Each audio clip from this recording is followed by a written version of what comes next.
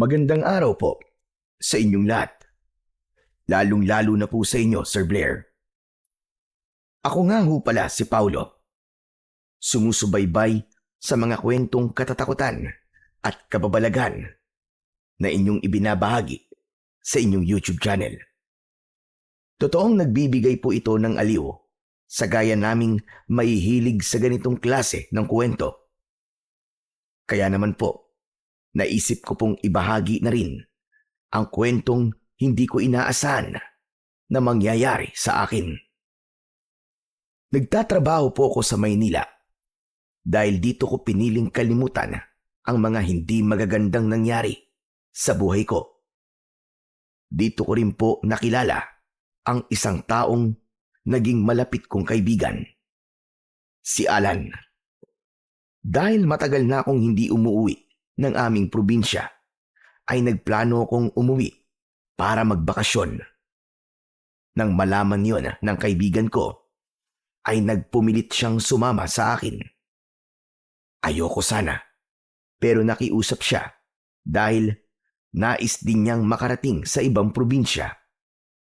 Kaya naman, laking pasasalamat niya. Pero ayos na rin nakasama ko ang kaibigan ko dahil hindi ako makakaramdam ng inip sa aking biyahe. Chong, pagkarating natin sa probinsya ko sa Mindoro, ipapasyal talaga kita sa napakagandang dagat namin doon. Uy, gusto ko yan para makapaligo ako sa dagat. Teka, madami bang magagandang chicks sa inyo? Ikaw talaga, Chong. Di talaga mawala sa isip mo mga magagandang chika, babes, ha? Kaya kayo naghiwalay ng dating kinakasama mo dahil sa pambababae mo Chong, alam mo kasi, silosa lang talaga yun si Perle. Buti nga't hiwalay na kami. Wala nang pipigil sa mga gusto kong gawin. Kung nagkataon kami pa ni Perla, naku po. Tsak na hindi niya ako papayagan sumama sa'yo na pumunta tayo sa Mindoro. Siyempre, malamang iisipin na naman nun na mambababae ka. Kasalanan mo din naman pare. Ipinagsabay mo sila ni Christine. Iyon, nag-alsabalutan tuloy. Hindi ko talaga gusto ang Christine na yun.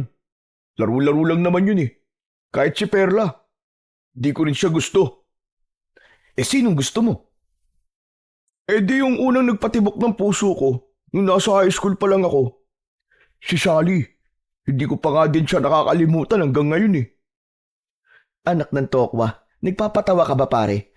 Ang tagal-tagal na nun. Isa pa, may asawa na si Sally.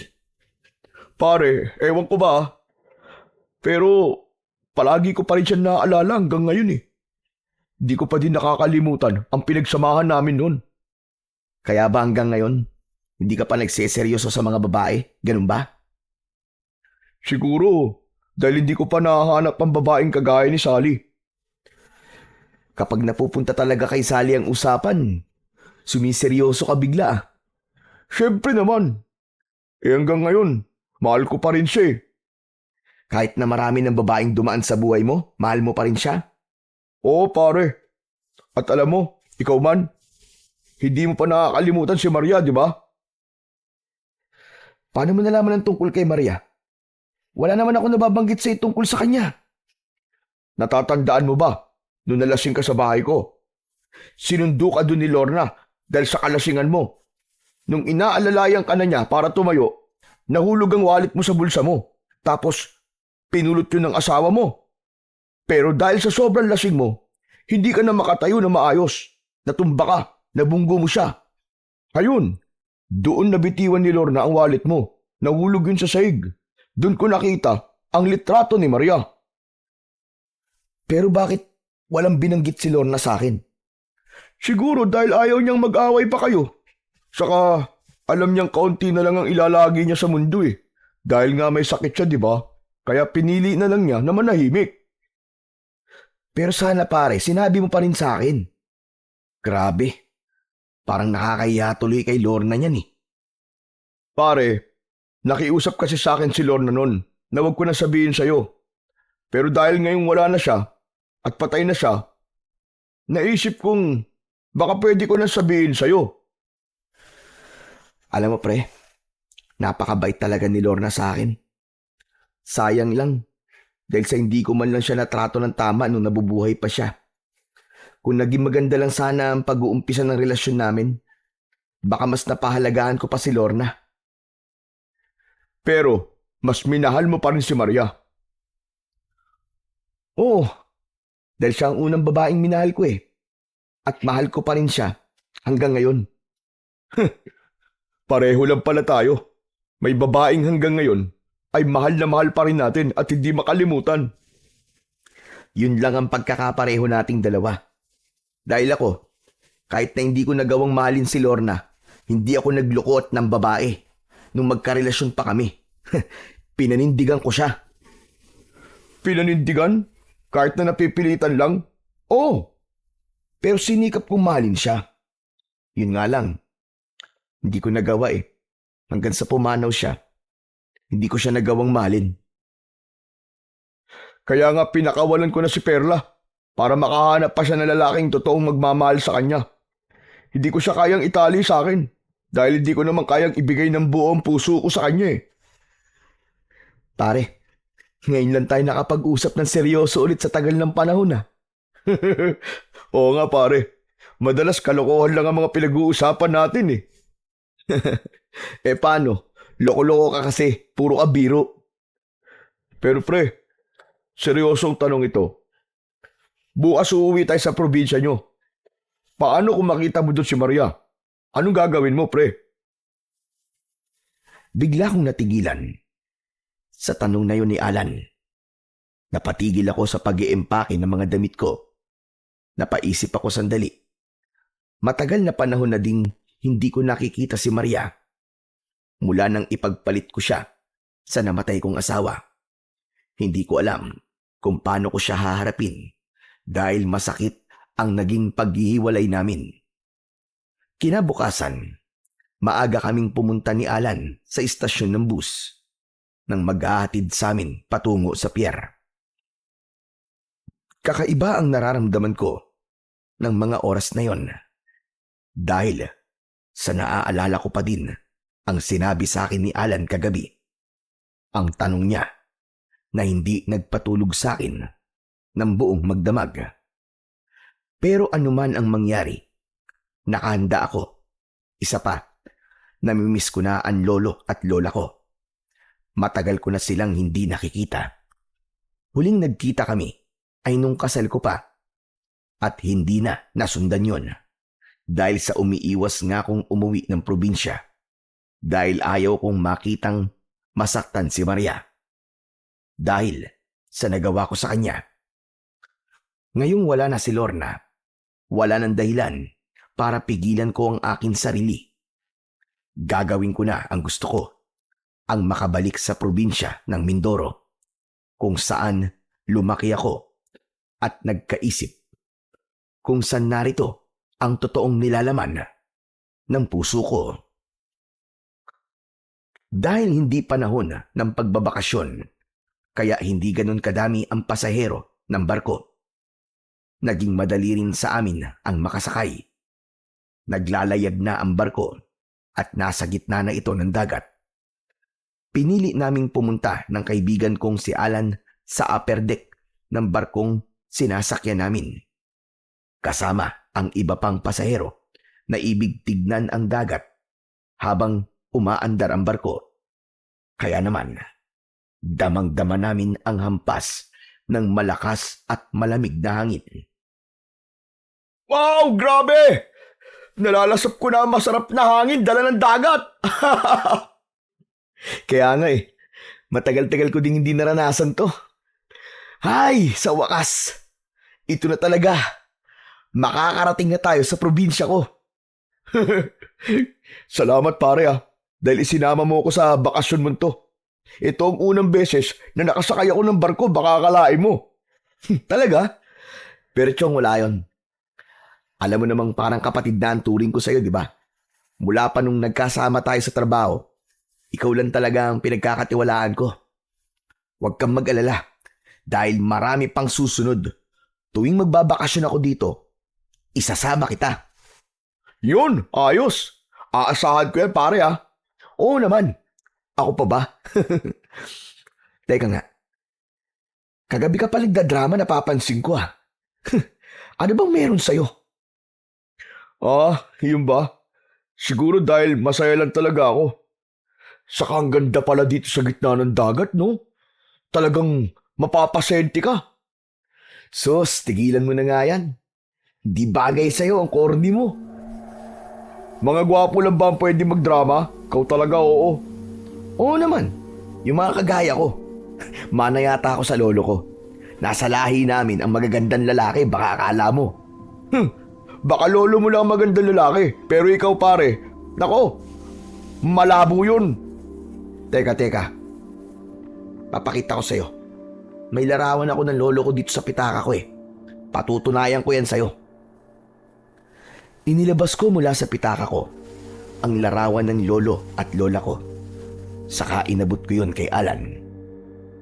Sinipat-sipat niya ang muka kung talaga bang kamuka ako ng lolo ko. May itsura ang lolo mo pare ah. Pero ikaw? Naku po, wala talaga pare. Wala kang itsura. Malabo na talaga ang mata mo. Hindi mo makitang iisa ang hulma ng mukha namin ng lolo ko. Hindi na nagkomento pa si Alan sa mga sinabi ko. Kundi itinuloy na lang namin ang masaya naming kwentuhan. Inaalala namin ang lahat ng mga masasayang pinagsamahan namin mula nung magkakilala kami habang nakatanaw kami sa malawak na dagat, habang nakasakay kami sa barko na maghahatid sa amin papuntang Mindoro. Ilang oras pa ang lumipas. Bumalik na rin kami sa aming pwesto sa loob ng barko. Maya-maya pa ay isang malakas na tila pagsabog ang aming narinig. Kasunod nun ay ang malakas na paggalaw ng barkong aming sinasakyan. Wari tumagilid yun dahil sa pangyayaring yun. Biglang nagkagulo ang mga tao. Natataranta silang lahat. Hala! Ano nangyayari, pe? Hindi ko din alam, Alan. Dito ka lang ha. Huwag kang aalis dito. Babalikan kita. Aalamin ko lang kung ano nangyayari sa barko. Basta pre, bilisan mo ha. Oo, dito ka lang. Hintayin mo ako dito. Iniwan ko si Alan upang tignan kung ano ang nangyayari sa barko. Subalit wala akong mapagtanungan. Nagtatakbuhan ang mga tao hanggang sa isang babae ang naipit sa nagtatakbuhang tao. Paharap na bumangga siya sa akin. Nagkatinginan kaming dalawa. Kahit na ilang taong hindi kami nagkita, hindi ako maaaring magkamali. Si Maria, ang babaeng yon. Maria? Paulo? Nandito ka din? Halika na, bilisan mo na! Iligtas mo na ang sarili mo! Bakit? Ano ba nangyayari? May sumabog sa makina. Ang barkong sinasakyan natin. Nagkaroon ng malaking butas. Anong oras? Lulubog na to. Ano ka mo? Teka lang, babalikan ko lang ang kasama ko. Wala nang oras. Malapit nang tumagilid ang barko. Pero paano ang kasama ko? Sige. Balikan mo na siya. Bilisan mo. Oo, babalikan ko lang siya. Dito ka lang. Babalikan kagad kita dito. Sa kabila ng pagkakagulo ng mga tao, pinilit kong balikan si Alan. Ngunit pagdating ko sa pinag-iwanan ko sa kanya, ay wala na siya. Alan! Alan! Alan, nasaan ka? Alan! Ngunit kahit na anong sigaw ko, hindi ko na matagpuan si Alan. Bumalik ako sa lugar kung saan ko iniwan si Maria kanina. Subalit, hindi ko na rin siya nakita. Hanggang sa dahan-dahan ng lumulubog ang barkong sinasakyan namin, ang ibang tao ay lumundag na sa dagat. Nagpatihulog sa papalubog na barko, kaya tumalon na rin ako kahit wala akong suot na life jacket. Labis akong natakot ng mga sandaling yon. Hindi ko alam kung ano ang gagawin ko, pero kahit papano ay marunong akong lumangoy kaya ikinimpay ko ang mga paa at kamay ko upang mapanatiling nakalutang sa tubig. Salamat na lamang at may nakita kong malapad na kahoy na palutang-lutang. Ikinawit ko ang dalawa kong braso doon. Dahan-dahan kong isinampa ang katawan ko doon hanggang tuluyan akong makasakay sa ibabaw at nagpatianod ako sa alon. Hindi ko alam kung nakatulog lang ba ako o talagang nawalan ako ng malay. Nang magising ako ay nasa gitna pa din ako ng dagat. Dama ko ang matinding init ng sikat ng araw na pumapasok sa aking balat. Luminga ako sa paligid pero wala na rin ang barko. Ganap na itong lumubog. Wala din akong makitang kahit isang tao sa paligid ko kundi malawak na tubig dagat. Naalala ko bigla si Maria at si Alan. Hindi ko na alam ang nangyari sa kanila. Pero nanalangin ako na sana ay ligtas din silang kagaya ko. Muli kong iginala ang aking paningin hanggang sa may natanaw akong isla sa di kalayuan. Nakaramdam ako ng pag-asa. Ubod lakas kong ikinampay ang aking mga kamay at paa hanggang sa makarating ako sa pampang ng isla. Dahil sa labis na pagod, habol ko ang hininga ko. Kaya naman, napahiga ako sa buhangin hanggang sa tuluyang makatulog. Nagising na lamang ako sa pagyugyug ng isang lalaki sa balikat ko. Sa aking tansya ay nasa 50 anyos na ang edad ng lalaking nasa harap ko ngayon. Kailangan mo ba ng tulong? Opo, kailangan ko po ng tulong. Salamat po sa Diyos. Dahil may tao po palang nakatira sa islang to. Ako si Umpong. Meron akong resort dito at di yun kalayuan. Gusto mo ba sumama sa akin? Doon ka muna tumuloy. Naku, salamat po. Kaya lang po wala po akong maibabayad sa inyo sa ngayon. Dahil sa nawala na po ang mga gamit ko Pati po ang pera ko. Huwag mo na munang alalahanin ang bagay na yon. Tumutulong talaga ako sa mga nangangailangan. Lalo na yung mga napapadpad sa islang ito. Halika na sa resort ko para makapagpahinga ka na. Sumama ako sa lalaking nag-alok ng tulong at unang nakita ko sa isla.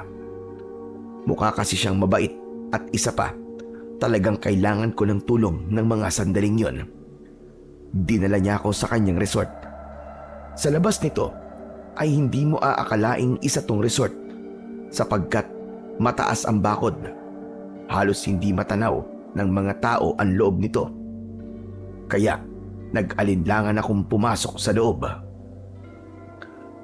Talaga po bang may resort sa lugar na to? Oo. Hindi mo nakikita ang nasa harapan mo? Nakikita ko po. Kaya lang bakit po napakataas ng bakod? Para pong ikinukubli sa mga taong lugar na to. Ayun ba? Mataas ang bakod dahil proteksyon sa malakas na alon. Pero halos lahat po ng resort na nakita ko po ay hindi ganito ang pagkakagawa. Teka lang, may problema ka ba sa disenyo ng resort ko? Kung ayaw mo tumuloy, pwede naman. Ay hindi po. Nagtataka lang po talaga ako. Kung ganon, tara na sa loob. Huwag ka na mag-isip ng kung ano-ano. Ligtas ka sa lugar na ito. Sumunod ako sa matandang lalaking kausap ko. Pumasok ako sa loob ng resort. Pagkatapos kong makapasok, ay sa kanya inilagay ang lock ng mataas na tarangkahan. Bakit niyo po nilagyan ng lock? Upang walang makapasok na magnanakaw. Ganun lang kasimple yun. Pero mukha naman pong walang magnanakaw sa lugar na to Hindi ka nakakasigurado. Madaming mangingisda at mga pirata ang nagtutungo dito para magnakaw. Kaya nga doble ingat ang ginagawa namin dito. Pero Manong, May babalikan pa po ako sa dagat eh. May kasama po ako nung lumubog po ang barko. May nakita kaming babae sa Pampang kani-kanina lang. Nasa loob na siya ng isa sa mga silid ng resort na ito. Baka kakilala mo siya. Babae po kamo? Babae po ang nakita nyo? Oo, babae nga. Gusto mo ba siya makita? Opo, pwede po ba? Kung ganon, sumunod ka sa akin. Dahil dadalhin kita sa kanya. Nang marinig ko ang sinabi ni Mang Umpong na babae ang nakita niya, ay bumilis ang tibok ng puso ko. Umasa ako na sana ay si Maria ang nakita nila. Para sa ganon ay makatiyak akong ligtas na siya. Dinala ako ni Mang Umpong sa isa sa mga silid ng resort. Maayos ang kagamitan nila. Malinis at siguradong makakapagpahinga talaga ng maayos ang mga bisita. Maasikaso ang mga staff ng resort ni Mang Umpong. May isa lamang akong napansin. Hindi gaanong maliwanag ang mga silid ng kwarto kahit nakatanghalian. Pag pumasok sa loob ng silid ay parang nag-aagaw ang liwanag at dilim. Hindi ko alam kung kasama yon sa konsepto ng kanyang resort o nagkataon lamang. Ganun pa man, ay hindi ko na din masyadong pinagtuunan pa yon ng pansin. Mas naging abala ang isip ko sa babaeng natagpuan nila kanina.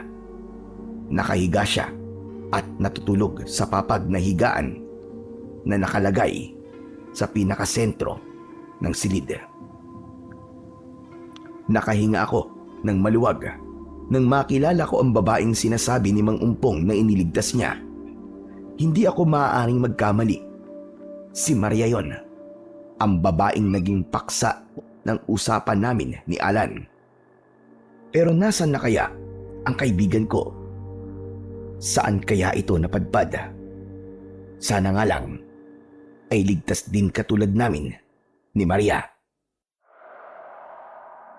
Kilala mo ba siya? Opo, kilala ko po siya. Asawa ko po siya.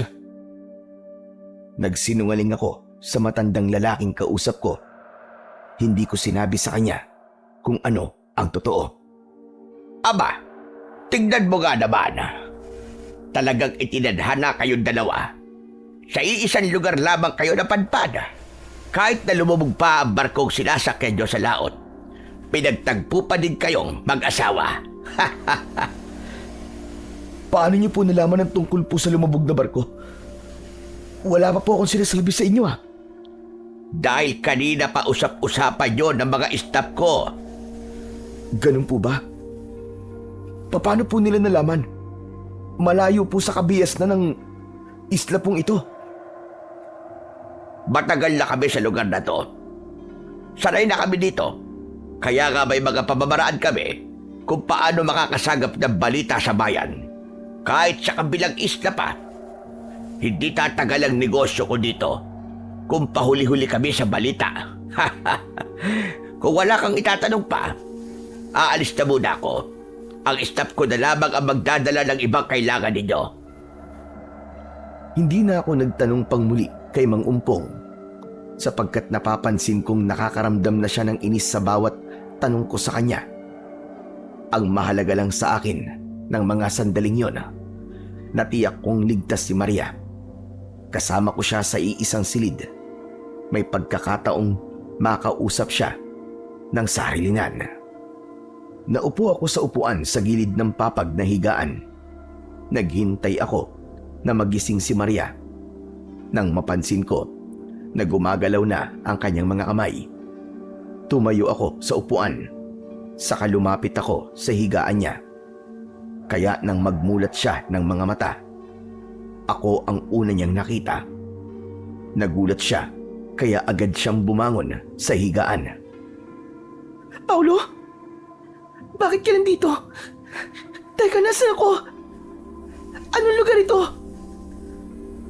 Huminahon ka lang, Maria. Nasa isang resort tayo. Sa isla kung saan tayo napadpad. Resort? Sa isang isla? Pero, paano ako napunta dito? Sinabi ko kay Maria na pareho kaming survivor sa lumubog na barko at napadpad sa islang yon. Ayon sa matandang may-ari ng resort na to, nakita ka daw niya sa dalampasigan. Kaya yon, dinala ka rito. Ako naman ay kusang sumama sa kanya. Dahil natagpuan din niya ako sa tabing dagat. Kaya lamang, parang may kakaiba akong nararamdaman sa lugar na to eh. Ay, pasensya ka na nga pala kung sinabi ko sa may-ari ng resort na mag-asawa tayo. Ano? Nahihibang ka na ba? Bakit mo sinabi yun? Para wala na siyang marami pang tanong. Saka magkakilala naman tayo eh. Hindi lang basta magkakilala. Dati, meron tayong nakaraan, di ba? Pero, paano tayo magiging mag-asawa? Kung ikaw ay may asawa na. Sumakay ka na lang sa plano ko. Dahil kung mag-asawa tayo sa pagkakaalam nila, hindi nila tayo pag-iiwalayin ng kwarto. Teka, bakit mo ako gustong makasama sa loob ng isang kwarto? Kung may masama kang balak sa akin, huwag mong ituloy. Sisigaw ako ng malakas dito, sige ka. Ano ka ba? Wala akong masamang balak sa'yo. Ang ibig ko lang sabihin, mas makakakilos tayo ng maayos kung magkasama tayo sa iisang lugar. Kanina kasi, nang makilala ko ang may-ari ng resort, mabait ang tingin ko sa kanya.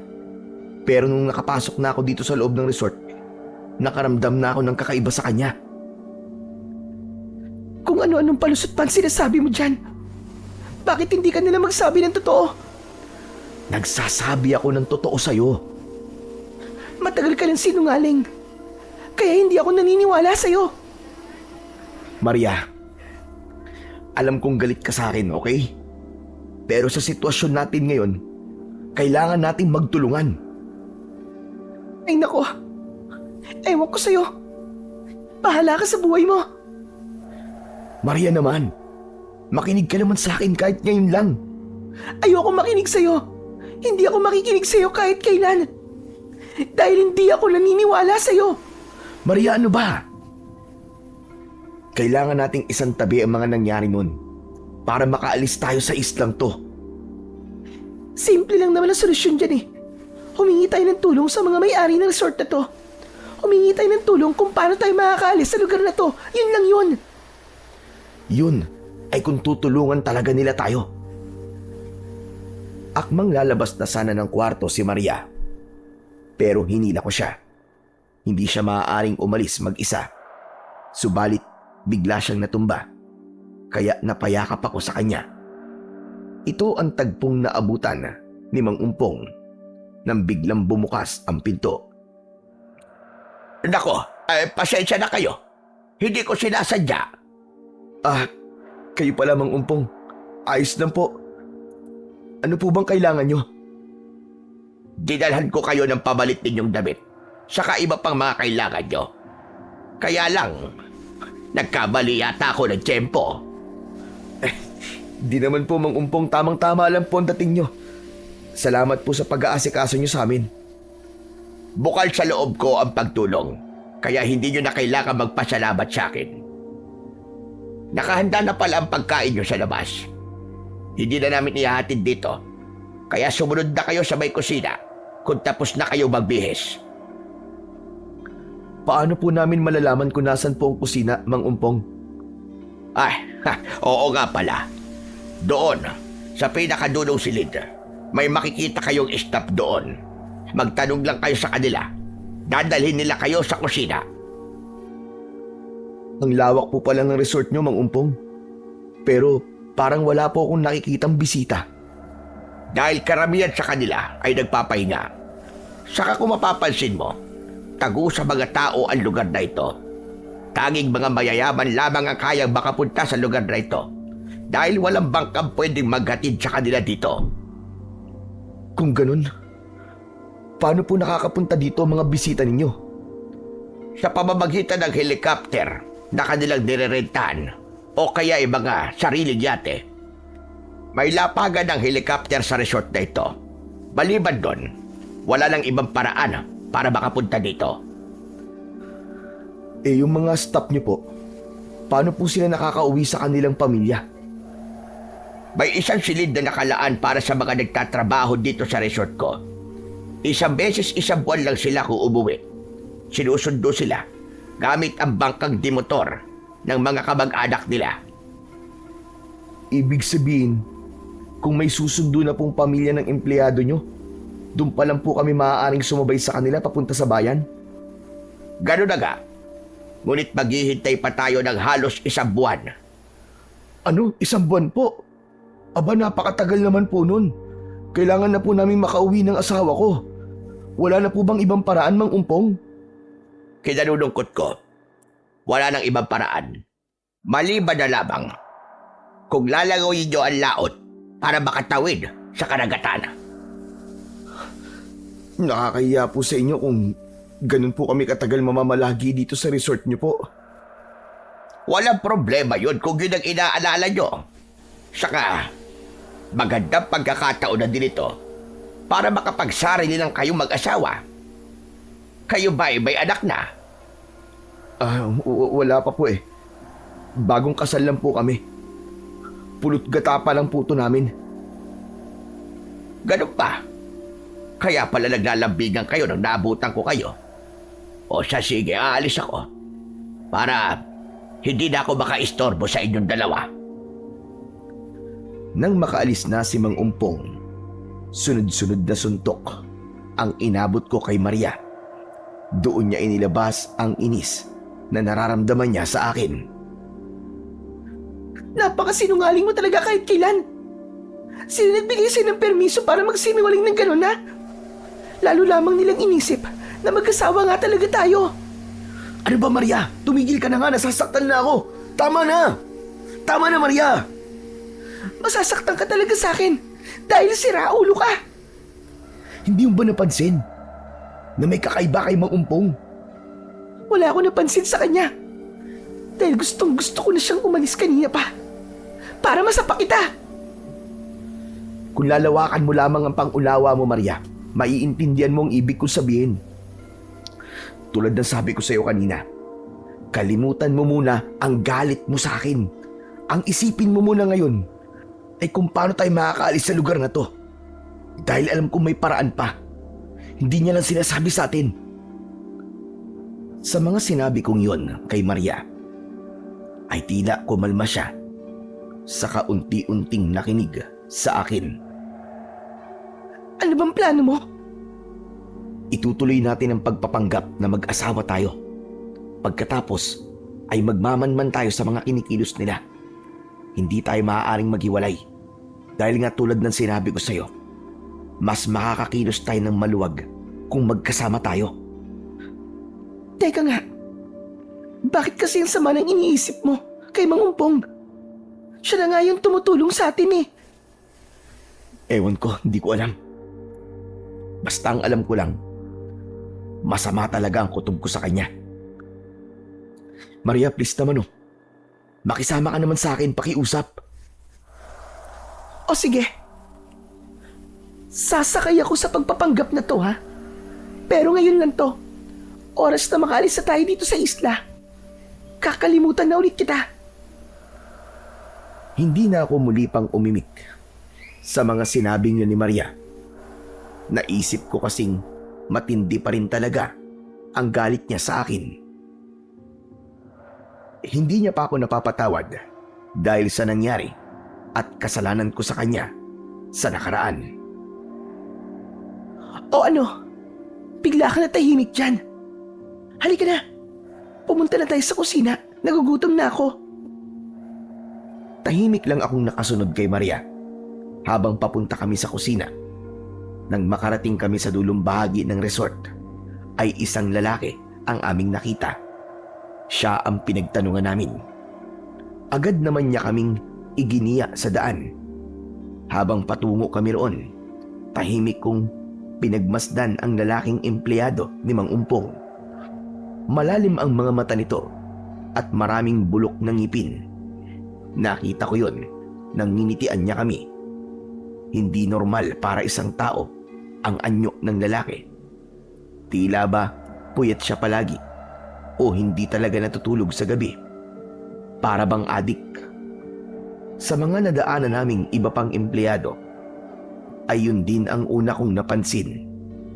Nanlalalim ang kanilang mga mata at hindi makatingin sa amin ng diretsyo. Wari bang meron silang itinatago sa amin.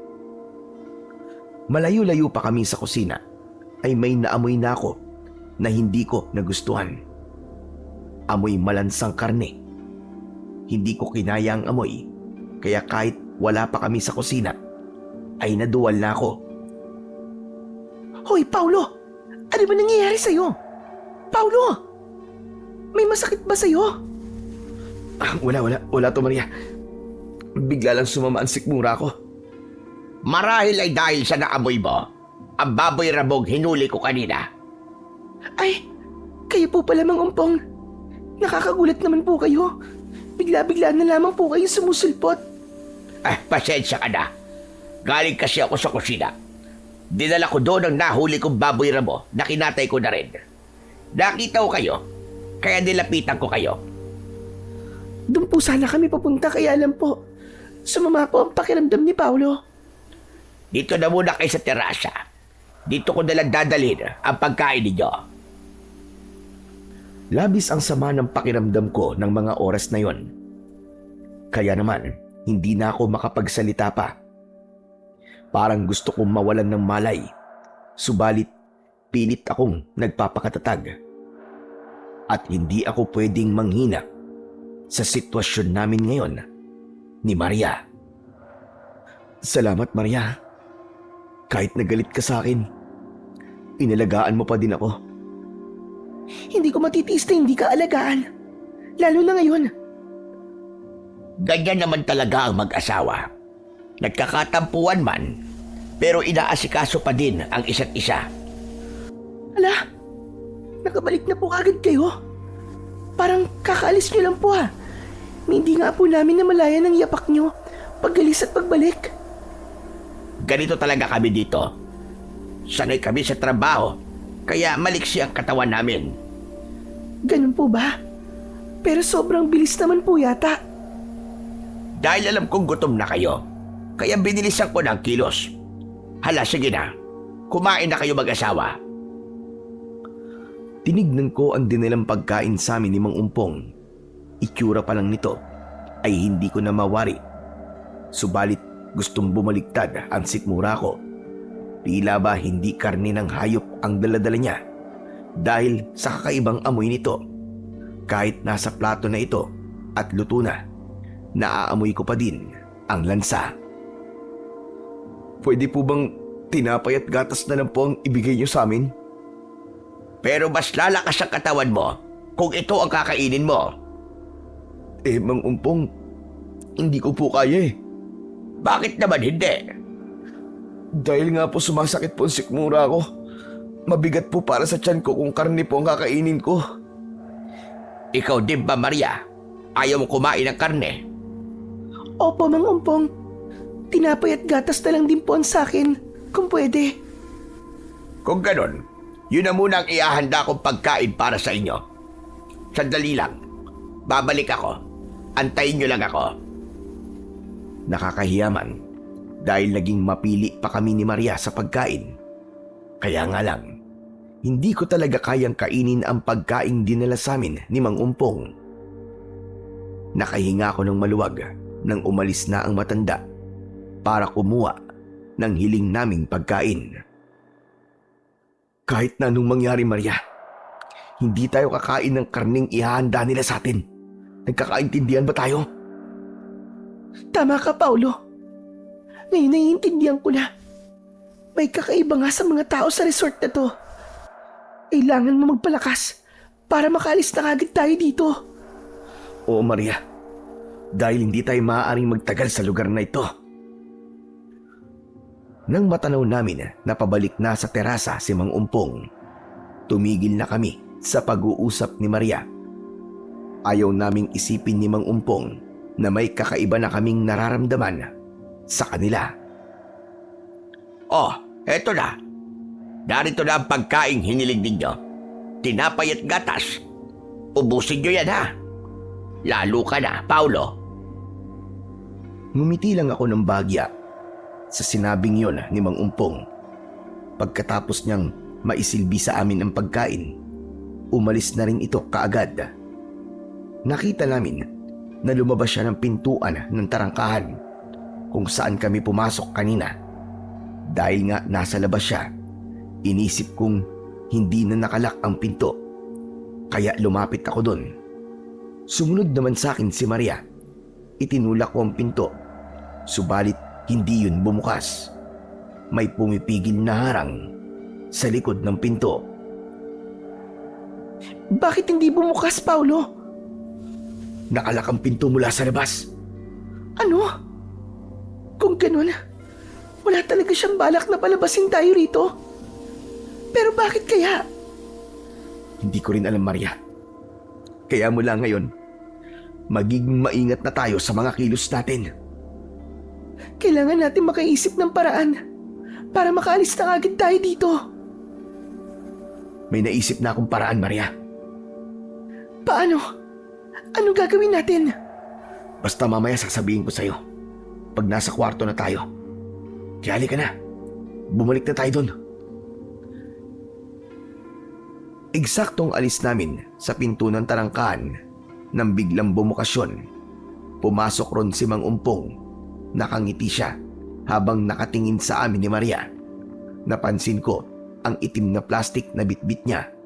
Habang papalapit siya sa amin, ay mas tumindi ang amoy mula sa laman ng plastik na dala niya.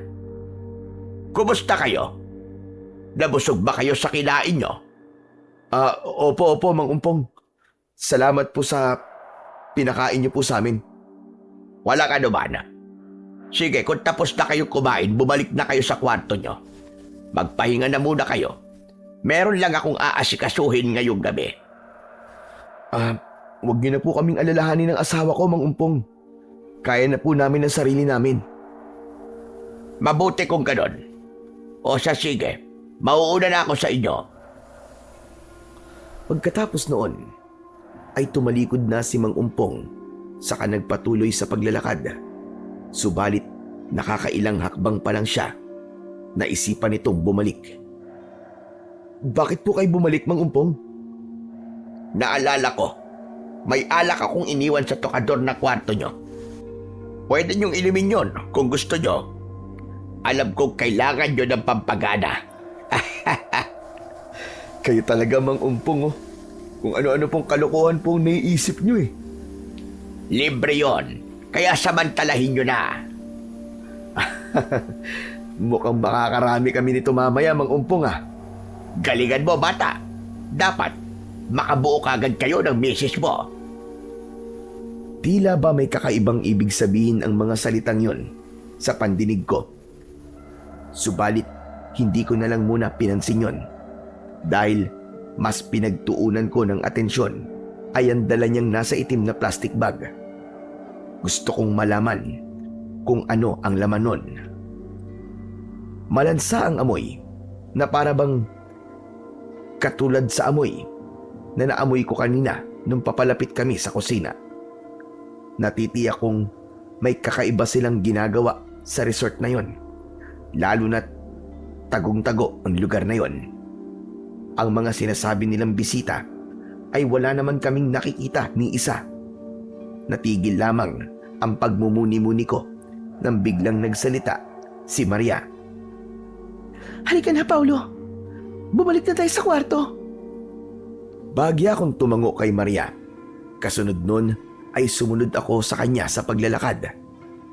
Hanggang sa makarating kami sa kwarto. Inilak ko ang pintuan upang hindi basta-basta makakapasok ang ibang tao. O ano? Nandito na tayo sa loob ng kwarto. Sabihin mo na sa akin ang plano mo, Paulo. Mamayang gabi, magmamanman tayo sa kilos ng mga tao sa resort na to. Iikutin natin ang buong resort hanggang sa makahanap tayo ng daan palabas dito. Pero, hindi ba delikado ang binabalak mo? Oo, delikado nga. Kaya kailangan natin magdoble ingat. Hindi tayo pwedeng maghintay lang sa sinabi ni Mang Umpong na tutulungan niya tayong makabalik sa bayan pagkalipas ng 1 buwan. Aba, ang tagal nun. Tsaka yun nga, tulad ng sinabi ko, nararamdaman kong nagsisinungaling siya sa atin. Ang totoo ay wala siyang balak na tulungan tayo na makaalis dito. Paano mo nasabi yan? Kung totoong tutulungan niya tayo, bakit may mga nakabantay sa labas ng kwarto natin? May iba pa silang pakay sa atin. Kaya pinapayagan nila tayong manatili sa resort niya. Pero, anong pakay nila sa atin? Yun ang kailangan nating malaman. O ano? Handa ka bang tulungan ako sa plano ko? Oo, Paulo, handa ako. Gusto ko na din makalis dito. Baka nag-aalala na ang pamilya ko. Ako din. Baka nag-aalala na ang pamilya ko. Baka hinihintay ka na ni Lorna. Malabo yun. Hindi ako hinihintay ni Lorna. Asawa mo siya, di ba? Natural lang na hihintayin ka niya. Tama ka. Asawa ko nga siya pero hindi pa ako natatapos sa sasabihin ko ay tinalikuran na ako ni Maria. Kaya hinawakan ko ang kamay niya para pigilan siya. Magpahinga na muna tayo para may lakas tayo sa mga plano natin mamaya. Pakinggan mo muna ako. Pwede ba, Maria? Para saan pa? Wala ding magbabago kahit na ano pang sabihin mo. Meron, Maria. Meron. Dahil kapag pinakinggan mo ko, malalaman mo ang katotohanan sa totoong nangyari sa amin ni Lorna noon at ang kasalukuyang estado ng buhay ko. Bitiwan mo ng kamay ko, Paulo. Dahil hindi na ako interesado. Maria, mahal kita. Hanggang ngayon, mahal na mahal kita. Sinungaling ka. Kung totoong mahal mo ko, hindi ka magpapakasal sa isang babae. Hindi mo ako iniwan. Ginawa ko lang yun dahil buntis na si Lorna. Ako ang itinuturo niyong ama. Ano magagawa ko? Yun nga lang.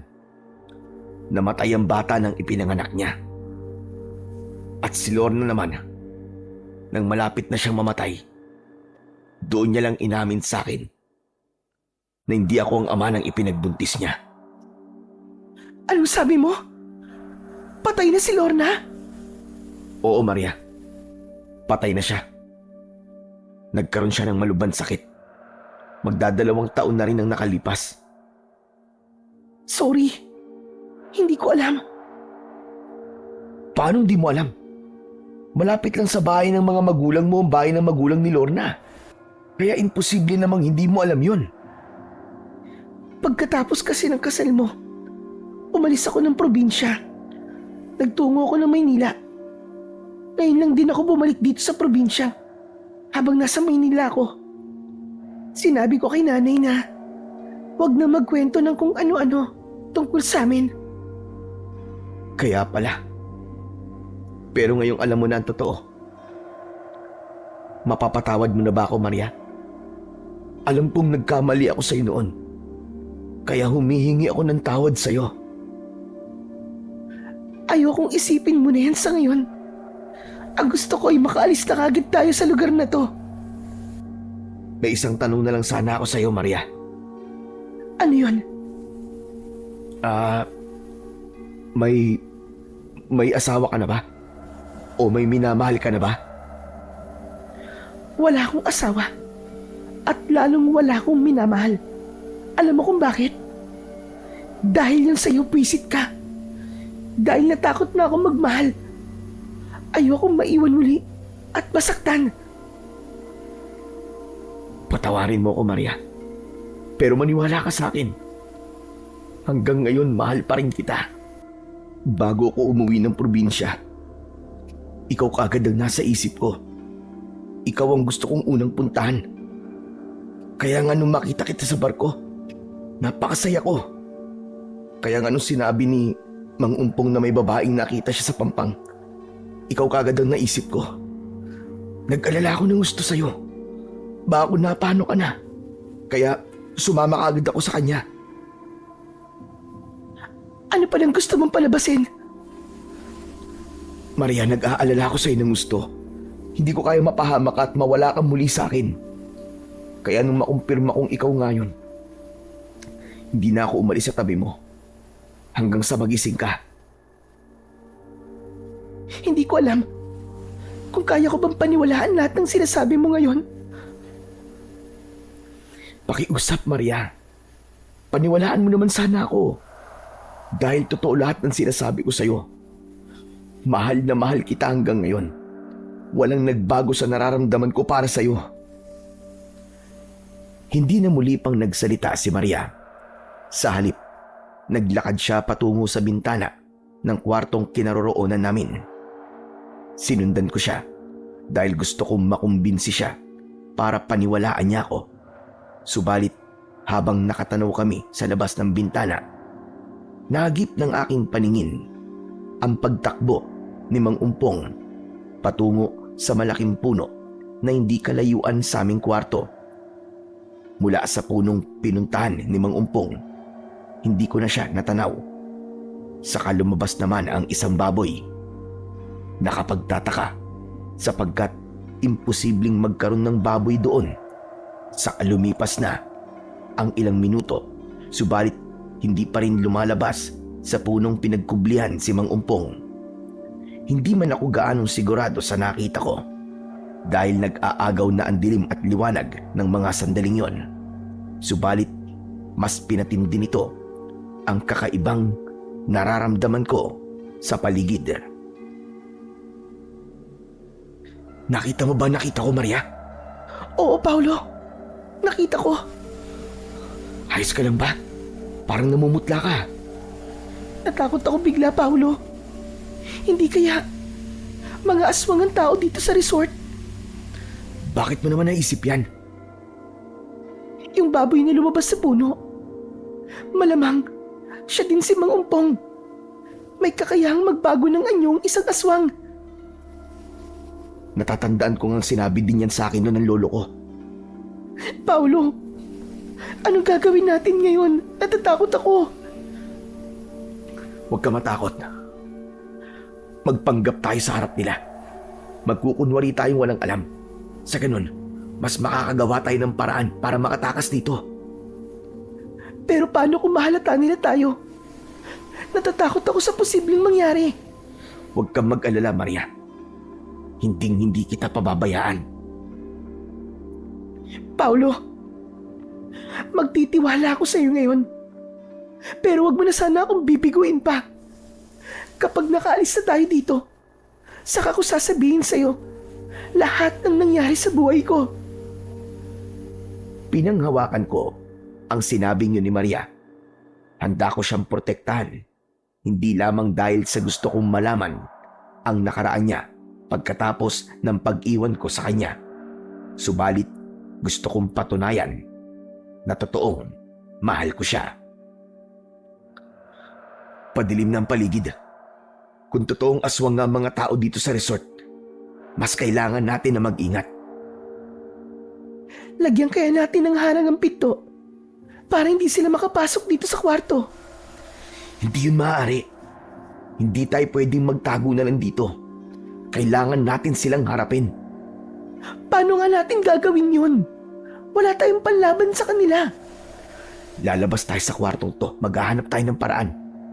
Huwag kang bibitaw sa kamay ko kahit na anong mangyari. Kapansin-pansin, nawala na ang mga empleyado na nagkalat sa resort hanggang sa makarating kami sa pinakadulong silid. Wala kaming nakitang tao sa paligid. Napakatahimik ng buong resort na lalong nagpatindi ng aking pagkabahala at kaba. Lumakad kami sa pasilyo hanggang sa makarating kami ni Maria sa likod na bahagi ng resort. Dito ay nakakita ko ng isang pintuan. Tila ba palabas ang pintong ito patungo sa kagubatan. Bahagyang nakabukas ito, kaya sinilip ko kung ligtas bang daanan namin ito ni Maria. Ngunit nabigla ako sa nakita ko. Ang mga empleyado sa resort, naroon silang lahat, nagtitipon at may kung anong ipinapahid sa kanilang katawan. Upang masaksiyan din ni Maria ang mga nakikita ko, bagya naming iniawang ang pinto. Sakto para makita naming dalawa ang mga kaganapan sa likod ng pintuang yun. Ano sa tingin mong pinapahid nila sa katawan nila, Maria? Sa pagkakaalam ko sa kwento ng lola ko, langis ang ginagamit nila niyan. Patunay lang na tama ang kutob ko ng mga aswang na mga tao dito sa resort. Para saan ang mga langis na yan, Maria? Ibig sabihin yan, malapit na sila magpalit anyo bilang mga aswang. Anak ng putya.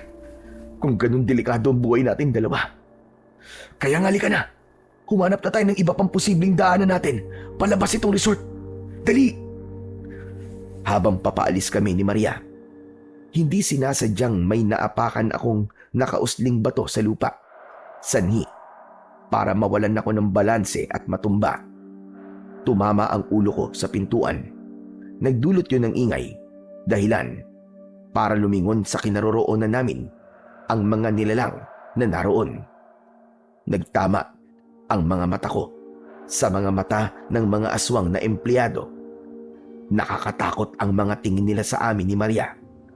Hindi ko yun kayang tagalan. Bilisan mo, Paulo! Tumayo ka na dyan! Dahil sa sinabi niyo ni Maria, doon lamang tila bumalik ako sa aking wisyo. Mabilis akong tumayo, subalit dahil sa pagkakatalisod, ay hindi ko kagad maihakbang ng maayos ang paa ko. Anong ginagawa niyo dito? Si Mang Umpong yun na nagsalita. Galing siya sa likuran namin. Kung paano siyang nakalapit sa amin ay hindi ko na napansin. Magpapahangin lang po sana kami ni Maria. Kaya lang po napadpad po kami dito ni Maria sa gawing ito ng resort nyo. Ayoko gumagala kayo sa kung saan-saan. Hindi ibig sabihin na pinayagan ko kayo manatili dito ay puwapayag na kung magpakalat-kalat kayo. Namamasya lang naman po kami, Mang Umpong. Nililibang po namin ang mga sarili namin. Dahil wala naman po kaming masamang gagawin eh. Nakalimutan mo na ba ang alak na sinabi ko sa iyo kanina? Dapat ay doon lang kayo sa kwarto nyo. Doon nyo dapat nililibang at sarili nyo. Alam kong alam nyo na ang ibig ko sabihin. Madaming pagkakataon po para doon. Ang gusto lang naman po namin eh, malibang po sa magagandang tanawin po dito sa isla. Maglakad-lakad at lumanghap po ng sariwang hangin. Pero nakakaistorbo kayo sa aking mga bisita.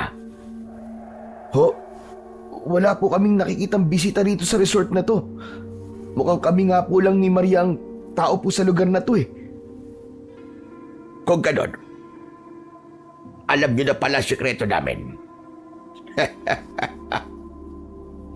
Huwag na tayong maglokohan pa. Anong sikreto po ang sinasabi niyo, Mang Umpong? Na lahat kami dito sa resort ay mga aswang. Ho? Nagbibiro po ba kayo? Huwag ka na nga magpanggap na kunwari ay hindi nyo alam. Nakita nyo ang ginagawa kanila ng mga empleyado ko, hindi ba? Ang alin po? Yung nagpapahid po ba sila ng langis sa katawan nila? Eh di ba, ginagawa lang nila yun para kuminis po ang balat nila? Ipagpapatuloy mo pa din ba ang pagpapanggap mo? Kung ipakita ko na sa inyo ang totoo kong anyo. Pagkasabi ni Mang Umpong ng tunay nilang pagkatao, ay nagpalit ng anyo ang matanda. Naging nakakatakot na tila ba halimaw ang anyo nito. Mapupula ang mga mata. Maitim na parang uling ang balat. Mahaba at matutulis ang mga kuko. Nakakatakot ang anyo niya. Kasunod noon ay ang pagbabago din ng anyo ng mga empleyado ng resort. Lahat sila ay naging kawangis ni Mang Umpong. Anong gagawin natin, Paulo? Nakakatakot ang anyo nila. Huwag niyo kami sasaktan. Maawa na kayo sa amin. Huwag kayong mag-alala. Hindi pa namin kayo papatayin sa ngayon. Dahil may kailangan pa kami sa inyo. Anong kailangan niyo sa amin? Imbis na sumagot, ay hinila kami ng mga empleyado niyang lalaki pabalik sa loob ng kwarto namin. Pagkatapos ay itinali nila si Maria sa kama. Itinali nila ang mga kamay at paa nito. Pakawalan niyo si Maria! Anong gagawin niyo sa kanya? Wala kaming gagawin sa kanya. Kung susunod ka, sa iutos namin sa'yo. Pati ang boses ni Mang Umpong ay bahagyang nagbago din. Para bang lumaki at nakakatakot ang boses niya na para bang nasa ilalim ng kuweba. Anong gusto niyo pong mangyari? Kahit na anong gagawin ko po, huwag niyo na po kami sasaktan ni Maria. Angkinin mo ang pagkababae ni Maria. Ngayon din. Ha? Hindi. Hindi ko po magagawa ang sinasabi niyo. Bakit hindi? Di ba mag-asawa kayo? Oo, pero hindi ko kayang gawin yung sa asawa ko at sa harap ninyo. Kung hindi mo kaya, ang isa sa mga alagad ko ang bahalang gumawa nun para sa'yo. Dapat nga magpasalamat ka pa dahil binubuhay pa kita.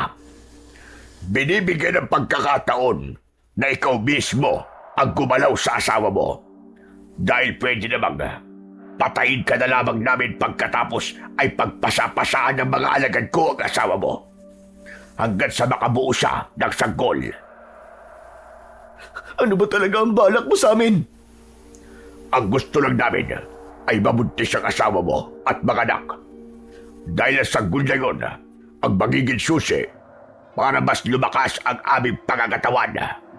Maging ang aming kapangyarihan dahil humihina na ang kapangyarihan namin. Kapag sa loob ng 1 taon ay hindi kami nakakain ng sariwang lamang loob ng sanggol at nakakainom ng sariwang dugo. Yun lang ba ang gusto niyo? Oo. Kaya magtatagal pa kayo rito hanggat hindi na bubuntis ang asawa mo. Kapag nagsilang na si Maria, makakalaya na ba kami rito? Oo. Dahil hindi na namin kayo kailangan. Kung ganun, ibibigay namin sa inyo ang gusto mo. Teka, Paulo, anong gagawin mo sa akin? Wag, Paulo! Wag pakiusap! Patawarin mo ako, Maria. Kung ito lang ang paraan para mailigtas tayo, gagawin ko to. Isa pa, Maria, kung di ko to gagawin, lalapastanganin ng mga lalaking aswang na to ang katawan mo. Sila ang gagawa ng bagay na inuutos niya sa akin. At hindi ko papayagang mangyari yun sa'yo. Pero, Paulo, Magtiwala ka sa akin, Maria. Mahal kita. Nakakaiyak na eksena. Sige na, gawin nyo na. Hindi na ako makapaghintay sa isang sanggol. Matagal-tagal nang walang naliligaw na tao sa lugar na ito. Kaya hindi namin palalampasin ang pagkakataong ito. Maaari bang tanggalan mo ng tali si Maria? Ayokong gawin yun na para bang pinagsasamantalaan ko ang babaeng minamahal ko. Dahil nakatali siya. Sige, gagawin ko ang hiling mo. Pero siguraduhin nyo lang na hindi kayo tatakas. Paano ka namin matatakasan? Sige nga. Nakapalibot kayong lahat sa amin. Inutos ni Mang Umpong sa kanyang mga alagad na tanggalin ang tali ni Maria. Pagkatapos ay naupo siya sa maliit na upuang kahoy sa gilid mismo ng papag na hinihigaan namin ni Maria. Saka, nagpakuha ng karning hilaw at sariwang dugo. Habang inaangkin ko si Maria, kumakain siya ng buhay na karne at umiinom ng sariwang dugo sa gilid. Sa tabi niya ay ang alagad niya na matyagang nakatayo, naghihintay sa mga utos niya. Nang maubos na ang pagkain ni Mang Umpong, siya ding tapos namin ni Maria. Ramdam mo ang sama ng loob at pag-iyak ni Maria. Magaling. Gabi-gabi natin gagawin ito hanggang sa makabuo kayo ng sanggol. walang iya ka! Demonyo ka! Demonyo! Hindi ba't nasarapan kayo sa isa't isa? Maliban na lang, kung gusto mong subukan naman ang mga alagad ko. Wala kang kasing sama, hayop ka! Mga kampon kayo ni Satanas! Tandaan mo, Maria, sanggol na magliligtas at magpapalakas sa lahi namin ang kailangan ko. 1 buwan upang magawa mo yon. Kapag hindi mo yun maibigay sa akin, magiging alipin ka ng mga lalaking aswang dito at ang asawa mo ay papatayin namin. Nang makalabas na ng kwarto si Mang Umpong kasama ang mga alagad niya, tumayo si Maria sa kama. Nag-umpisang magbihis. Saka naupo sa isang sulok ng kwarto. Walang tigil ang pag-agos ng luha sa kanyang mga mata. Nilapitan ko siya sa kapilit na pinakalma. Layuan mo ako, Paulo! Hayaan mo muna akong mag-isa. Patawarin mo ako, Maria. Kung gusto mo, sampalin mo ako, saktan mo ako, suntukin mo ako. Gawin mo lahat ng gusto mo sa akin, tatanggapin ko lahat yun. Kung yun ang ikagagaan ng pakiramdam mo. Wala namang mababago kahit na gawin ko yun sa'yo. Wala na ang pagkababae ko. Nakuha mo na ng ganun-ganun lang. Naramdaman ko na yun ang unang beses mo. Kaya nga patawarin mo ako, Maria. Ibig sabihin lang nun ay hindi ka nga talaga nakipagrelasyon sa iba. Mula nung maghiwalay tayo. Hindi yun ang tagpong pinapangarap ko. Para sa unang pagkakataong ibibigay ko ang sarili ko sa lalaking mahal ko. Ngayon wala na. Nasira na ang lahat. Sinamantala mo ang pagkakataong yun. Hindi, Maria. Huwag mong isipin yun. Ginusto ko lang na iligtas ka, pati na ang buhay ko. Dahil aanin mo ang pagkababae mo. Kung kinain ka na ng mga aswang na yun. Kung pinatay na nila tayo. Sana nga pinatay na lang nila ako. Dahil hindi ko matanggap ang nangyayaring ito sa akin. Maria, huwag kang mag-alala. Makakatakas din tayo dito. At pag nangyari yun, papanagutan ko ang nangyari sa atin. Paano nga? Saka kailan? Kapag napagsawaan mo na ang pagkababae ko? Kapag nakuha mo na ng gusto lahat sa akin? Kung kailan wala na akong mukhang mahiharap sa'yo? Sa kabila ng pagtanggi ni Maria, pinilit kong yakapin siya.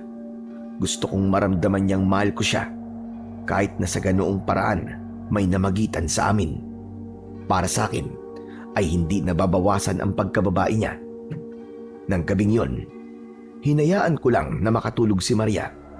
Alam namin na nasa resort kami na puro aswang ang nakapaligid.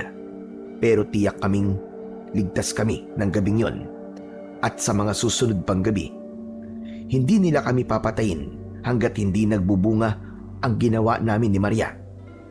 Kaya kahit na may mga kaluskus kaming naririnig sa labas ng kwarto namin, maging huni ng mga hayop na pinapatay nila, hinahayaan na lang namin. Kahit paano ay nawala ang takot namin ni Maria. Alam kong nasa panganib pa rin kami, subalit nakatulog pa rin ng gabing yon. Kinabukasan, nagising ako sa muling pagbukas ng aming kwarto. Iniluwa ng pintuan si Mang Umpong. Nakangiti ito habang inaabot sa akin ang isang basket. May takip na puting tela sa ibabaw nun. Kaya hindi ko alam kung ano ba ang laman ng basket na dala niya. Pagkain yung dalawa. Kagabi pa kayo hindi kumakain. Salamat, Mang Umpong. Sige na, buksan mo na. Kumain na kayo ng asawa mo. Bago ko buksan ang pagkaing dinala ng matandang lalaki, ay ginising ko muna si Maria. Nang makabangon na ito, saka ko binuksan ang basket na pinaglalagyan ng pagkain. Halos maduwal kami ni Maria pagkakita namin sa pagkaing dala ni Mang Umpong. Sariwang karne at sariwang dugo ang pagkaing dala niya. Hindi po namin kakainin to. Hindi po kami aswang na kagaya nyo. Kakainin nyo yan. Dahil yan lang ang pagkain ngayon. Kahit pilitin mo kami, hindi mo kami mapapakain yan. Huwag ka nang magmatigas pa, Paulo. Dahil hindi mo gugustuhin. Magalit ako sa'yo. Sinenyasan ni Mang Umpong ang isa sa kanyang mga alagad na lalaki. Kaya pumasok ito sa loob ng kwarto. Inutusan siya ni Mang Umpong na muling itali si Maria sa papag nilang higaan. Hanggang hindi mo kinakain yan, hindi ko papakawalan si Maria. Huwag mo sasaktan si Maria. Maawa ka sa kanya. Huwag ganon. Sumunod ka sa gusto ko at walang mangyayari sa kanya. Hindi ko nga kayang kumain ng hilaw na karne. Lalong hindi ko kayang uminom ng sariwang dugo. Kung ganon, si Maria ang parurusahan ko. Gawin mo na ang inuutos ko, Bugnoy. Agad na umakyat si Bugnoy sa ibabaw ni Maria habang si Paulo ay hawak at pinipigilan ng iba pang mga alagad ni Mang Umpong. Matapos na makadagan ito sa katawan ni Maria, nagpalit ito ng anyo bilang aswang. Nang akmang lalapit na ang mga mukha nito sa leeg ni Maria, doon na ako nagdesisyon na sundin ang nais ng matandang aswang. Sige na! Gagawin ko na ang gusto mo. Huwag niyo na lang kalawin si Maria. Nakikiusap ako. Madali ka naman palang kausap. Pinahihirapan mo pa kami. Pikit mata kong kinain ang sariwang karne at ininom ang isang basong dugo. Halos mahimatay ako sa sama ng lasa nito. Pero matapos kong gawin, pinakawalan na din nila si Maria. Bakit ba ginagawa mo to sa amin? Ano bang kasalanan namin sa inyo? Wala kayong kasalanan sa amin. Subalit ang mga taong kagaya ninyo, malaki ang kasalanan sa amin. Pinatay ng mga tao ang asawa at anak ko. At bilang ganti ko sa mga tao, kayo naman ang pahihirapan ko. Pero hindi kami ang pumatay sa asawa at anak mo. Ang lolo mo at lolo ni Maria ang pumatay sa asawa at anak ko. Sino ba talaga kayo? Gusto mo malaman ang totoong pagkatao ko? Tumingin kayo mabuti. Nagbago ang anyo ni Mang Umpong. Naging isang mas matandang lalaki siya. Nasa tansya ko ay nasa 70 taong gulang na. Kahit na matanda na ito, matagal ko na ding hindi nakita.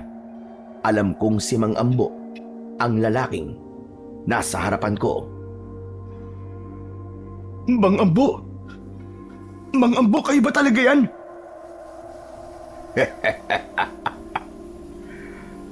Ako nga ito, Paulo. Ako si Ambo, na dating kapitbahay ninyo. Buhay pa pala kayo? At patuloy na nag-aasik ng kasamaan? Lahi kami ng mga aswang. Pero pinili naming mabuhay ng normal sa banyo. Alam mo yan, dahil wala kaming sinakta na kahit sinong tao. Pero pinatay ng lolo mo ang asawa ko. Kung ganun, ang asawa niyo ang aswang na sumalakay sa bahay namin nung buntis ang nanay ko sa bunsong kapatid ko. Ang asawa mo din ang pumatay sa sanggol na ipinanganak ng nanay ko. Kaya pinatay siya ng lolo ko. Kayo ang unang nanakit sa pamilya ko. Kayo ang unang sumira sa buhay namin. Kahit 7 taong gulang pa lang ako nun.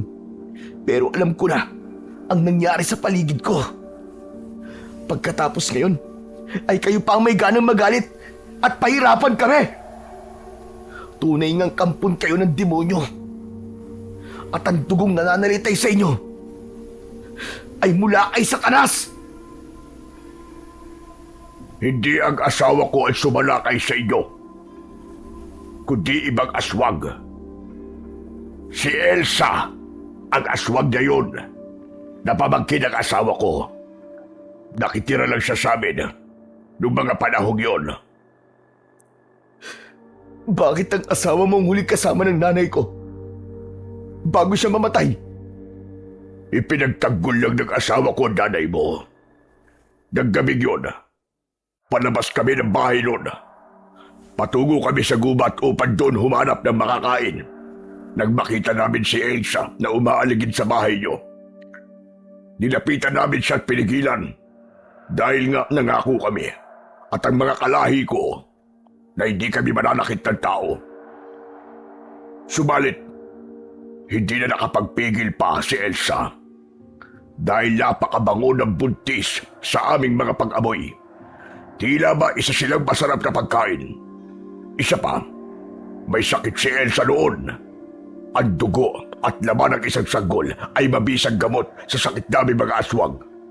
Kaya nga, kahit na anong pigil namin sa kanya, ginawa pa din niya yun sa nanay mo at sa'y pinagbubuntis niya. Huwag mong ibaling sa ibang kasalanan yun ng asawa mo. Dahil nakita kita. Hawak mo sa dalawang kamay ang kapatid ko nun. Wala na siyang buhay at duguan. Hindi ko nakita ang sinasabi mong Elsa ng gabing yun. Pinilit hinahin ni Elsa ang katawan ng nanay mo palabas ng bahay niyo. Doon na dinugo ang nanay mo sa katuluyang nakunan. Pagkatapos doon, nawalan ng malay ang nanay mo. Mula sa loob ng tiyan ng iyong ina, tinukot niya ang sanggol.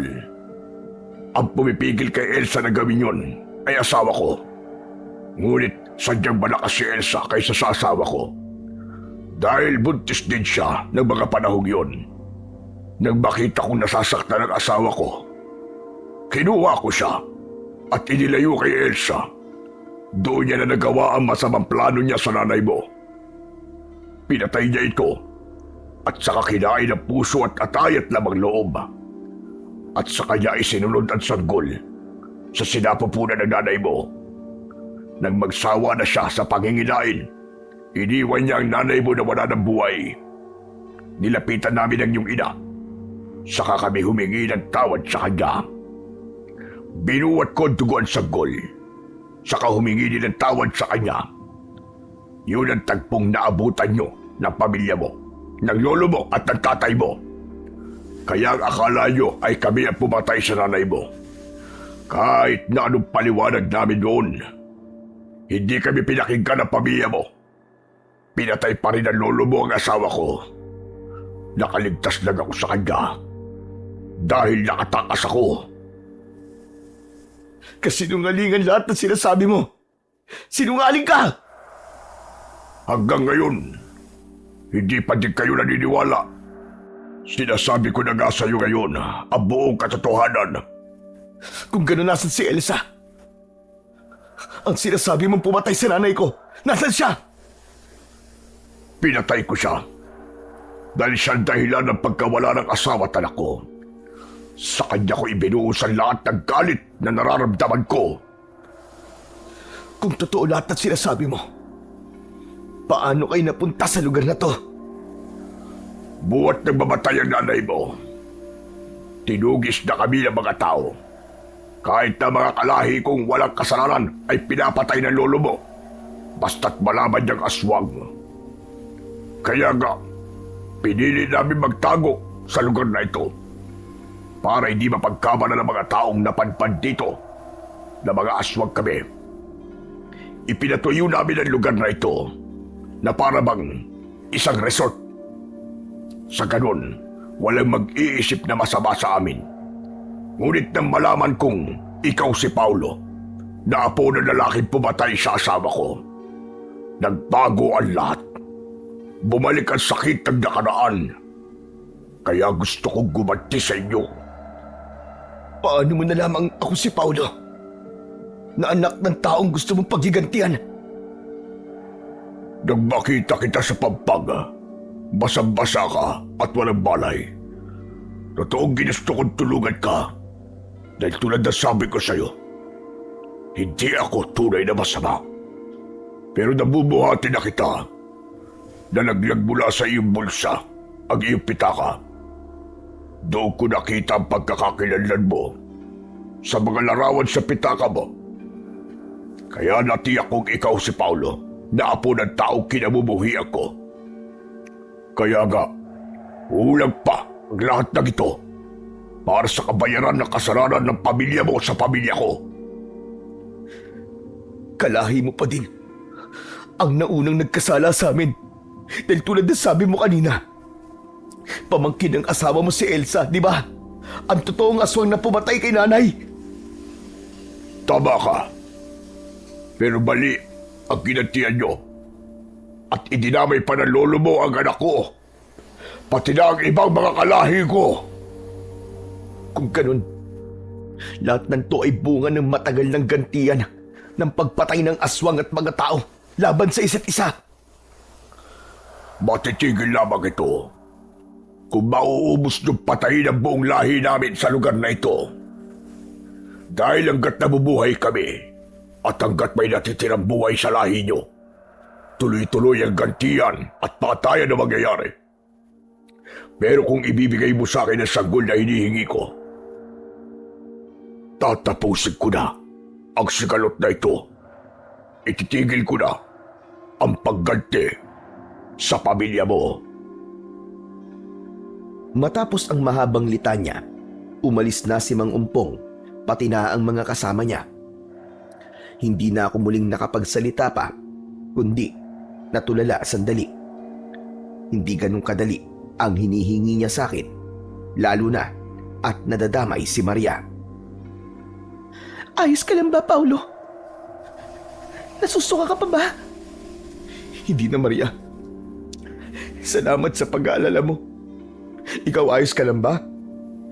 Hindi ka ba nasaktan sa pagkakatali mo? Hindi naman ganun kasakit. Ikaw ang inaalala ko ngayon. Jack na hindi kanya titigilan hanggat hindi natin na ibibigay ang gusto niya. Hindi na natin susundin ang gusto niya, Maria. Lalaban tayo sa kanya. Sa sandaling lapastanganin ka ulit niya. Handa kong ibigay sa iyo ang sarili ko, Paulo, ng paulit-ulit. Pero hindi sa ganitong paraan.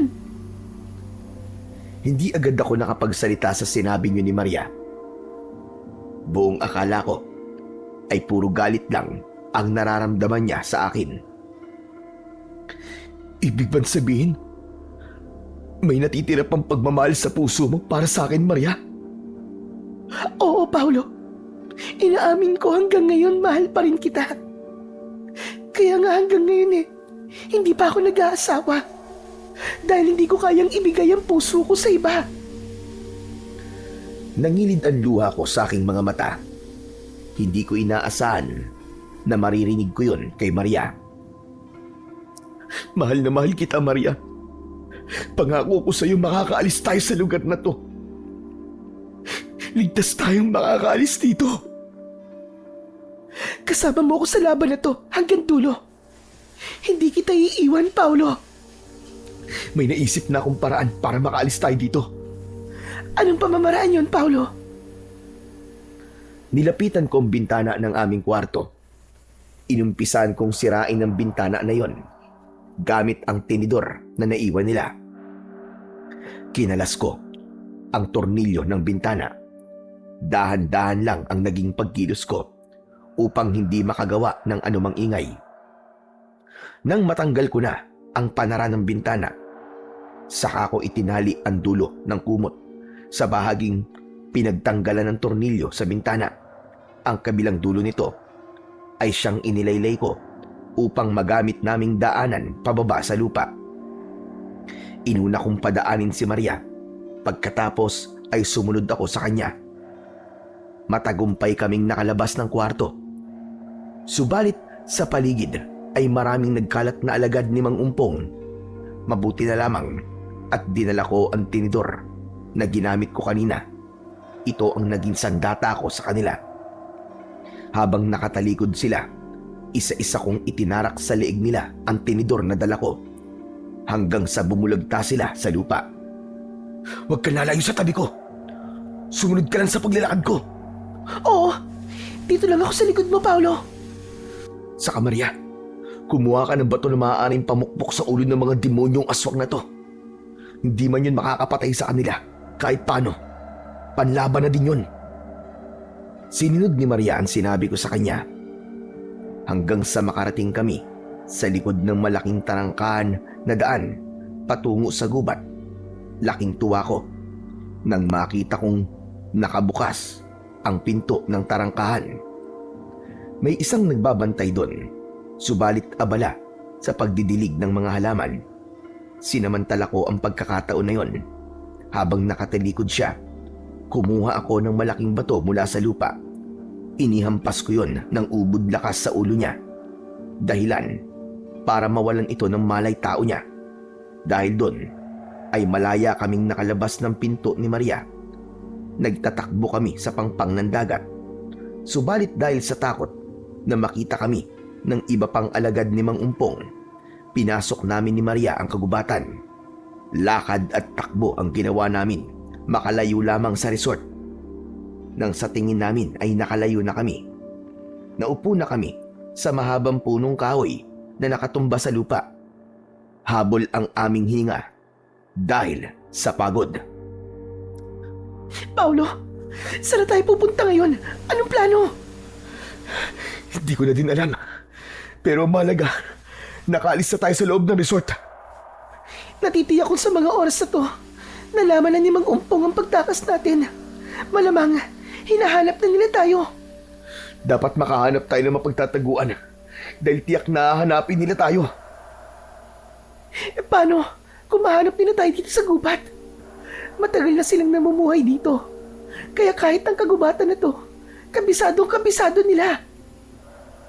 Ilang sandali pa, habang nagpapahinga kami ni Maria, ay may narinig akong kaluskos sa paligid.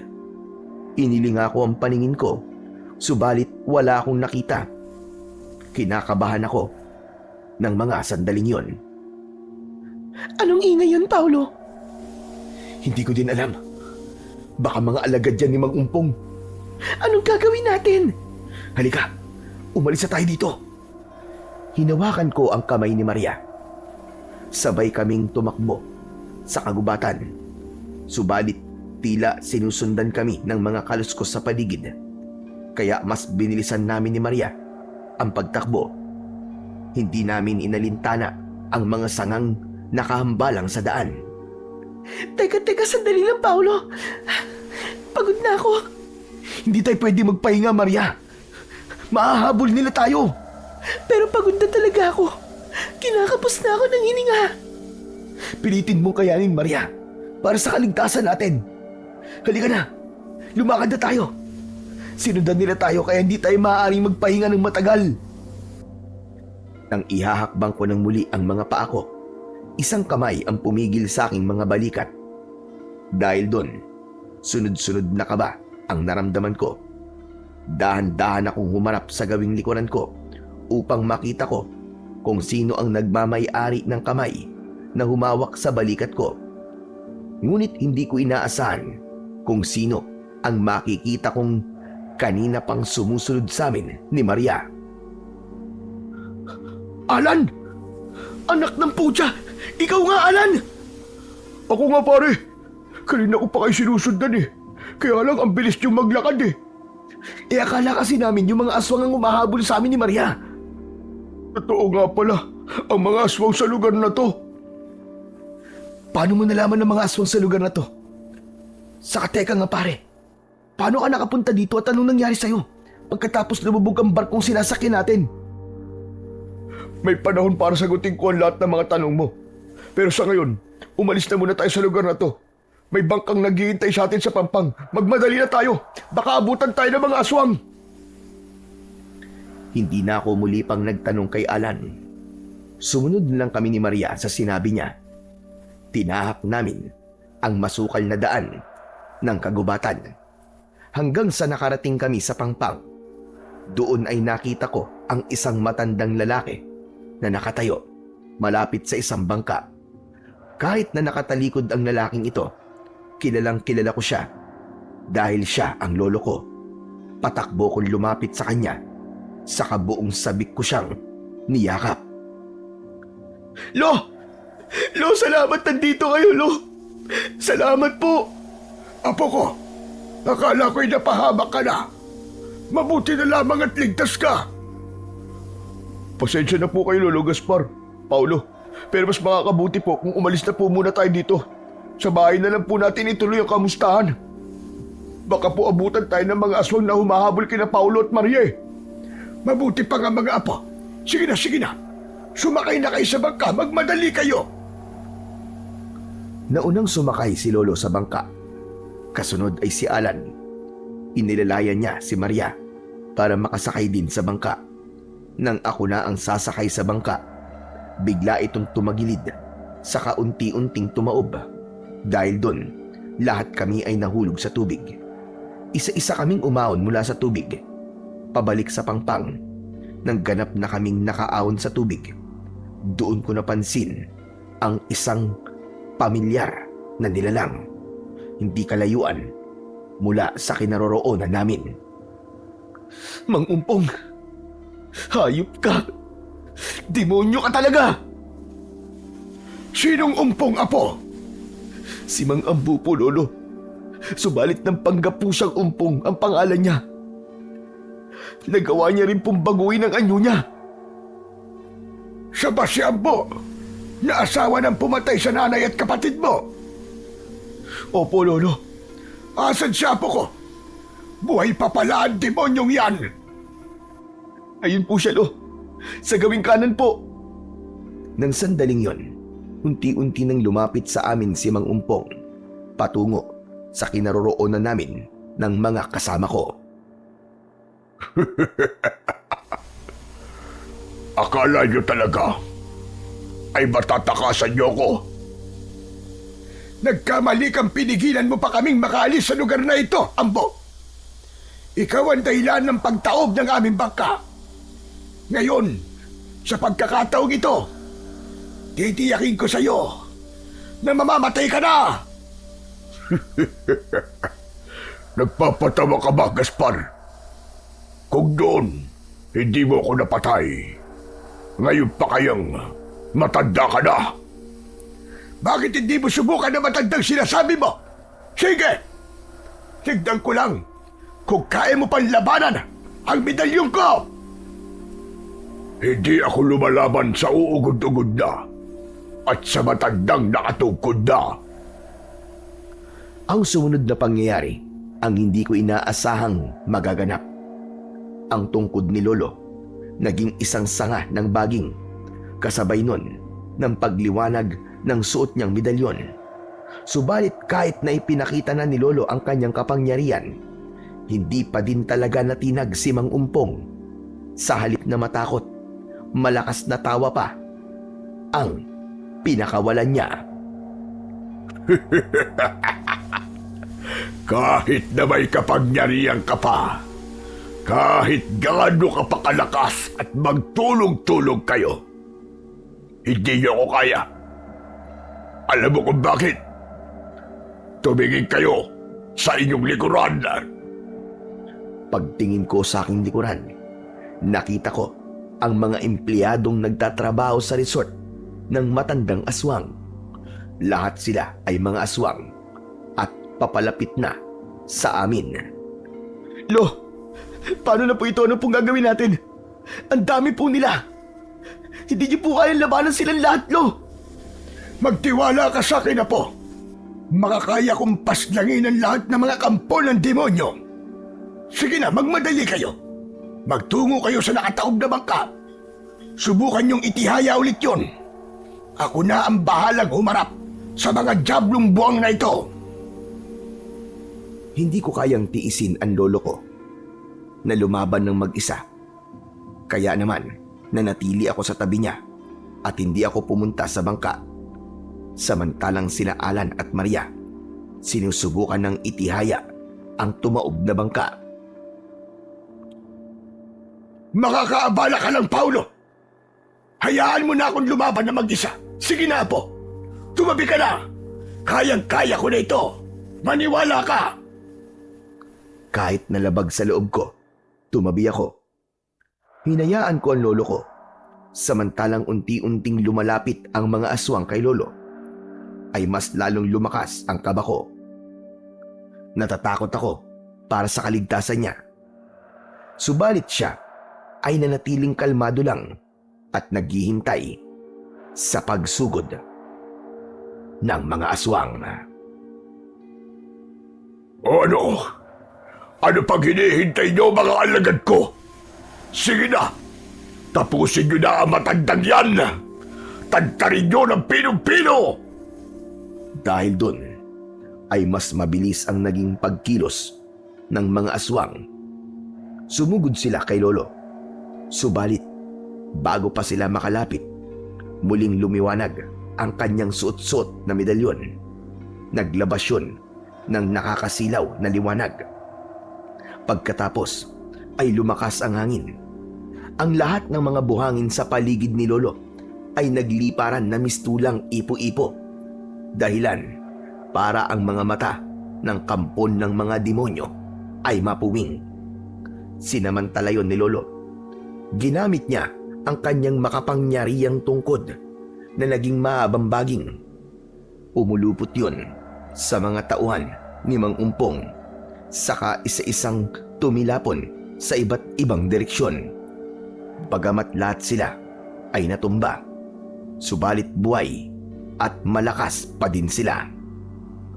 Bumangon kayo mga kampon ko! Huwag kayong magpatalo sa isang matandang hukluban! Isa-isang bumangon ang mga kampon ni Mang Umpong. Kasunod noon ay ang pagbabago ng mga anyo nila. Ang kanilang anyong tao ay napalitan ng nakakatakot at nakakadiring anyo. Maiitim ang mga balat na binabalutan ng makakapal na itim na balahibo. Mahaba at matutulis ang mga kuko na animo ay patalim. Ang mga pangil nila ay nagngangalit, kasabay ng pagtulo ng malagkit at mabaho nilang laway na may bahid pa ng dugo. Ang mga mata nila ay nagkulay pula na tila nagbabagang apoy. Mas bumilis ang kabang nararamdaman ko. Nag-aalala ko para sa kaligtasan ng lolo ko. Lo! Mag-iingat po kayo! Tangulang ang isinagot ni Lolo sa akin. Pagkatapos ay matapang niyang hinarap ang mga papalapit na mga aswang. Naganda si Lolo Gaspar sa pagsalakay nila. Hinubad niya ang kanyang makapangyarihang medalyon, saka itinaas yun lampas sa kanyang ulo. Saka umusal ng orasyon at dasal. Pagkatapos nun, ay lumiwanag ng gusto ang medalyon. Ipinulupot niya yon sa baging na hawak niya. Dahil doon, nagliwanag palalo ang baging at mas humaba pa ito. Kaya hindi na makalapit ang kampon ng kadiliman. Dahil bawat tamaan ng baging na hinahagupit niya ay tumitilapon talaga.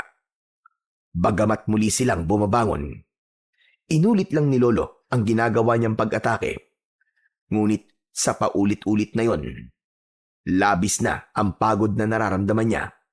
Kailangan niyang makaisip ng mas malakas na paraan para tuluyang mapuksa ang mga aswang na sunod-sunod na umaatake sa kanya. Ano, Gaspar? Pagod ka na ba? Hindi mo na makaya? Matanda ka na talaga. Mabuti pa ay sumuko ka na. Dahil kamatayan lang din ang paroroonan mo. Nagkakamali ka, Ambo. Hindi ako mamamatay sa ating dalawa, kundi ikaw at ang mga kampon mong demonyo.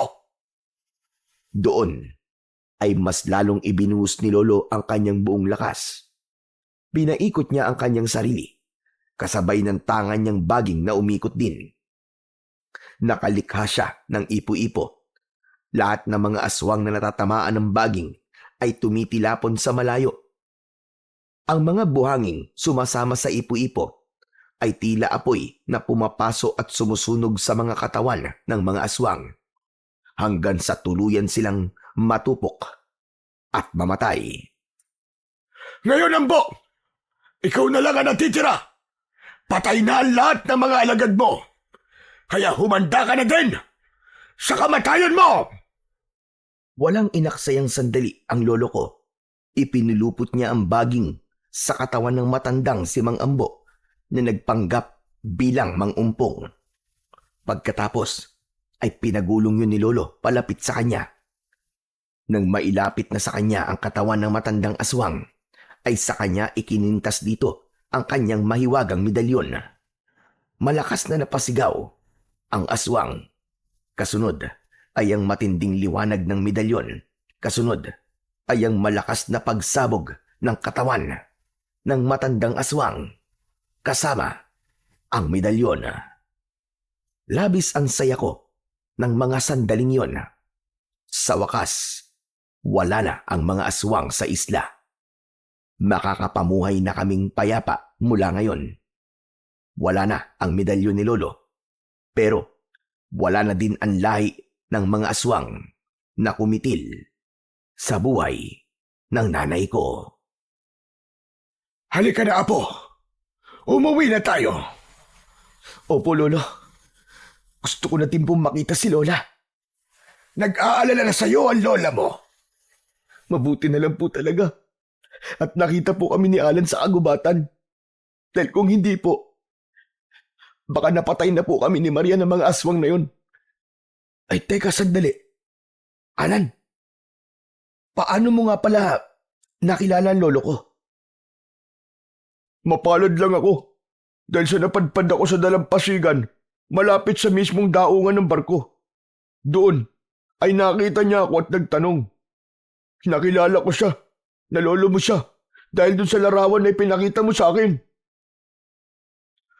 Susunduin sana kita sa daungan ng barko. Subalit na balitaan ko ang paglubog ng barkong sinakyan nyo. Kaya nang lumapit ako kay Alan para sana magtanong, ay nalaman kong kaibigan mo siya. Labis akong nag-alala dahil nga hindi kanya kasama. Kaya isinama ko siya pa uwi sa bahay natin. Saka nagplano kaming hanapin kayo. Ilang isla na din ang napuntahan namin ni Alan. Mahanap ka lang, Apo. Yun nga ang huling isla na pinuntahan namin. Mabuti na lamang at hindi kami nahuli ng dating, kundi baka napatay ka na ng ambo na yon. Salamat, Alan. Salamat po, Lolo. Oo nga pala. Paano kayo nagkita ni Maria? Doon po, Lo, sa may barkong papalubog na. Pero nung binalikan ko po siya, wala na po siya doon kasi pinuntahan ko po si Alan. Tapos yun nga po, nung mapadpad po ako doon sa isla, doon din po pala siya napadpad. Hanggang sa yun, nalaman namin na pugad po yun ng aswang, kaya nagtulungan na po kaming dalawa kung paano po makakatakas. Matagal ka ding nawala sa baryo natin, Maria. Isang pambihirang pagkakataong nagtagpo kayong muli ng apo ko. Tama po kayo, Lolo Gaspar. Mabuti na lang po. At si Paulo po ang nakasama ko. Bakit naman? Ano bang ibig mo sabihin? Marami po kasing hindi inaasahang pangyayari habang naroon po kami sa resort sa lugar po ng mga aswang. Agad kong pinutol ang sasabihin ni Maria. Baka kasi kung ano pa ang masabi niya. Maria, siguro sa bahay na lang natin ituloy ang pag-uusap. Pero Paulo, Oo nga naman, Maria.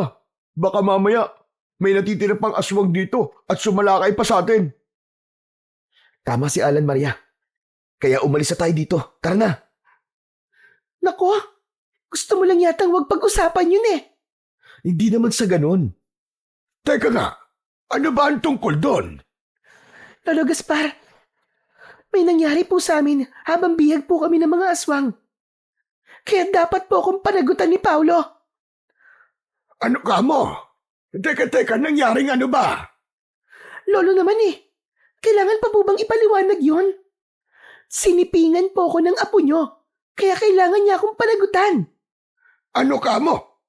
Totoo ba yon? Opo, Lolo eh. Jesus Mar Joseph, nasa piling na nga kayo ng mga aswang, nagawa mo pa yan. Pero kung ganon, sige. Magmadali na tayo. Umuwi na tayo. Matutuwa ang lola mo niyan. Si Maria talaga ang gusto ng lola mo para sa'yo. Wala na akong masabi ng mga sandaling yon. Napakamot na lang ako sa ulo habang sumakay kami sa bangkang di motor. May pahabol pang ibinulong sa akin si Alan. Hanep? Timba ka talaga, pre. Biruin mo. Tama ang sabi ni Lolo Gaspar eh. Nasa teritoryo na kayo ng mga aswang eh, no? Nagawa mo pang dumali? Hoy Alan, tumigil ka. Hindi yang iniisip mo ang nangyari sa amin. Huwag ka na magpaliwanag, pre. Alam ko na yan. Basta, bestman ako sa kasal mo, ha? Pag di mo kinuwang bestman, sasalaksakin ko nga lang alam mo. Siraulo ka talaga. Tara na nga, umalis na tayo. Hindi na namin pinag-usapan ni Maria ang nakaraan. Sapat na ang mga nangyari sa amin sa resort para mapatunayang mahal pa namin ang isa't isa. Marami man ang aming pinagdaanan. Minsan man kaming pinaghiwalay ng kapalaran. Subalit tadhana pa rin ang gumawa ng paraan upang pagtagpuin muli kami para sa ikalawang pagkakataon ng aming pag-iibigan. Dito na po nagwawakas ang kwento ko. Sana po ay may natutunan kayong aral at maraming salamat po sa pakikinig. May mga pangyayaring hindi natin inaasahan, ngunit nagaganap sapagkat ito ang totoong itinadhana para sa dalawang pusong minsan ay nasaktan at nasugatan upang paghilumin ang sugat ng nakaraan para sa masaya at pinapangarap na magandang bukas. Maraming salamat po sa inyong pakikinig. Pagpalain nawa tayo